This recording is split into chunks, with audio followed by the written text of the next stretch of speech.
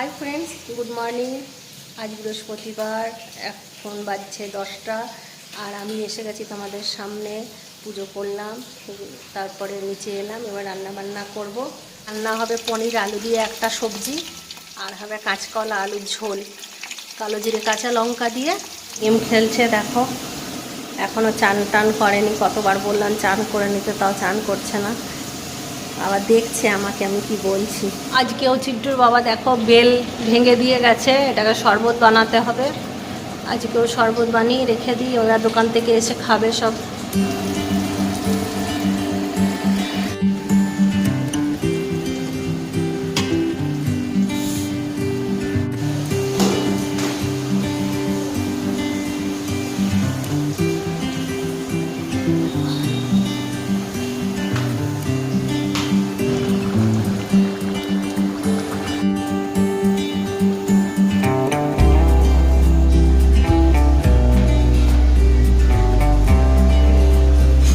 ঘড়িতে বাজছে 1:05। আমার রান্না বান্না কমপ্লিট হয়ে গেছে। এবার সব দোকান থেকে আসুক, তারপর খাওয়া দাওয়া হবে। রান্না তাড়াতাড়ি হলেও খাওয়া দাওয়া অনেক দেরি করব, কারণ সবাই না এলে খাওয়া হবে না। 2টোর সময় ঘরের অবস্থা ঠিক এইরকম।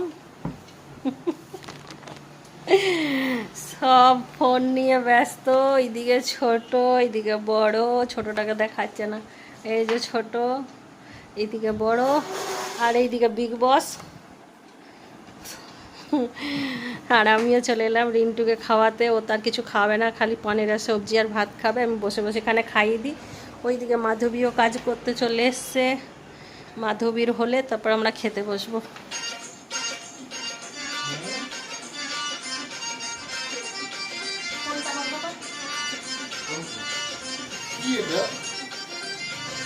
পরদেশি পরদেশি গান জানা নেই, গান হচ্ছে।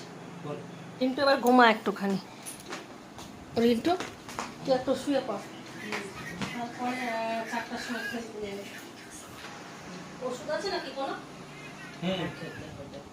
একটু 5 মিনিট পর খাওয়ার আগেরটা খেয়েছিস? ওটা আমি খাইয়ে দিয়েছি।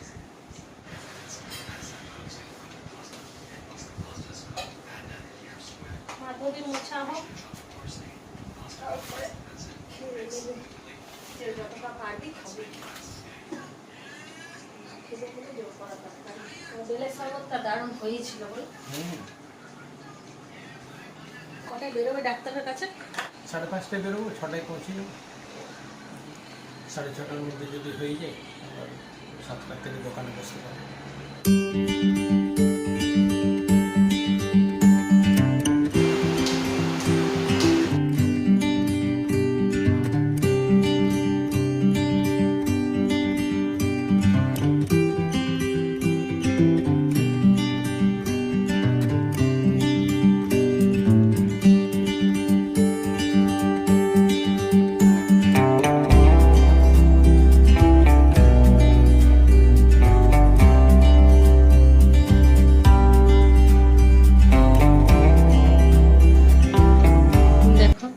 জানলা দরজা বন্ধ করে ঘুমিয়ে পড়েছে।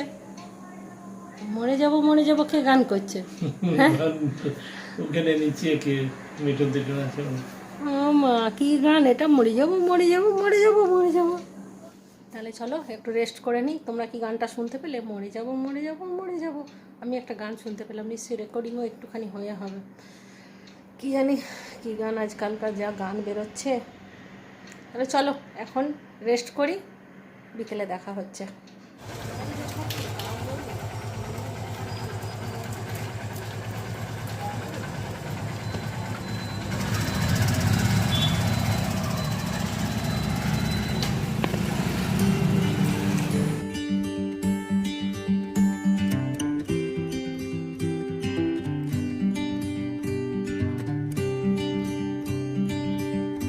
Hi friends, good evening. দেখো আমরা ডাক্তারের কাছে পৌঁছে গেছি, কিন্তু ডাক্তারের আসতে দেরি আছে। 6:30টায় আসবে, আমরা 6টায় এসে গেছি। হাতে একটু সময় আছে, চলো তাহলে সেলের মার্কেটটা ঘুরিয়ে দেখিয়ে দিই তোমাদের।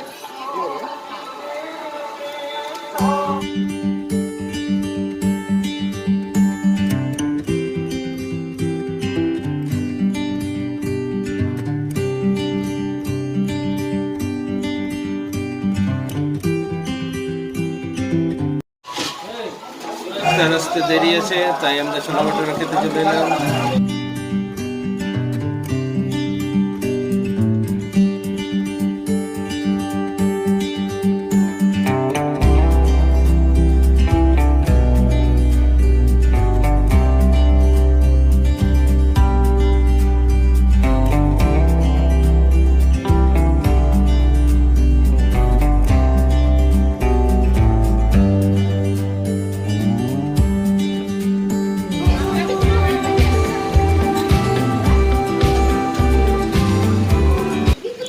ডাক্তার দেখানো হয়ে গেছে, আমরা দোকানে চলে এসেছি। আমি এখন একটু দোকানেই বসে আছি। চিন্টু বাবার অনেক কাস্টমার চলে এসছে।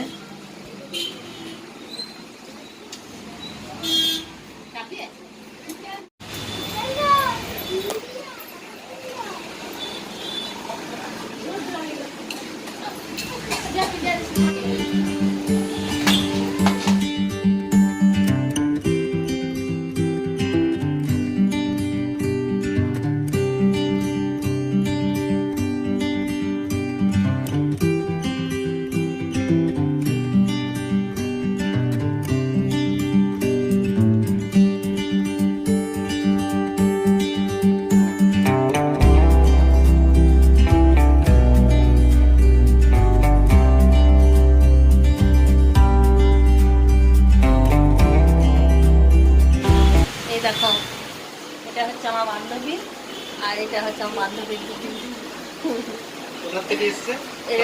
সোনামুখীতে বাড়ি। তো ওকে তো চেনো সবাই, সবাই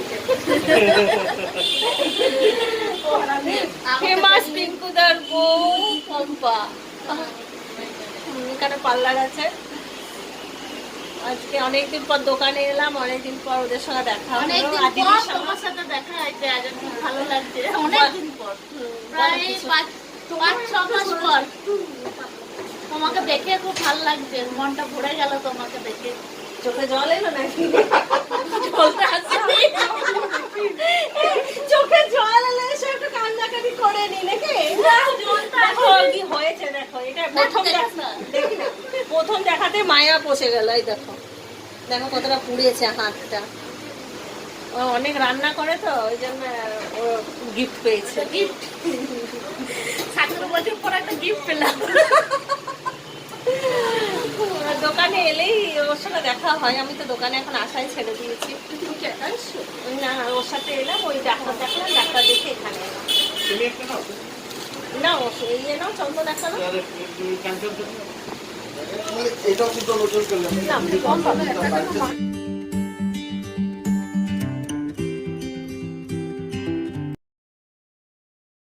একটুখানি গল্প করে নি, তারপর তো আবার বাড়ি যাব।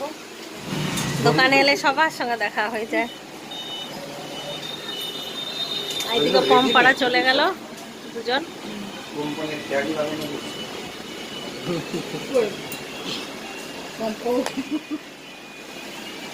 কোনটা সবচেয়ে বেশি ভালো লাগছে বলবো? এই যে এইটাকে বেশি ভালো লাগছে।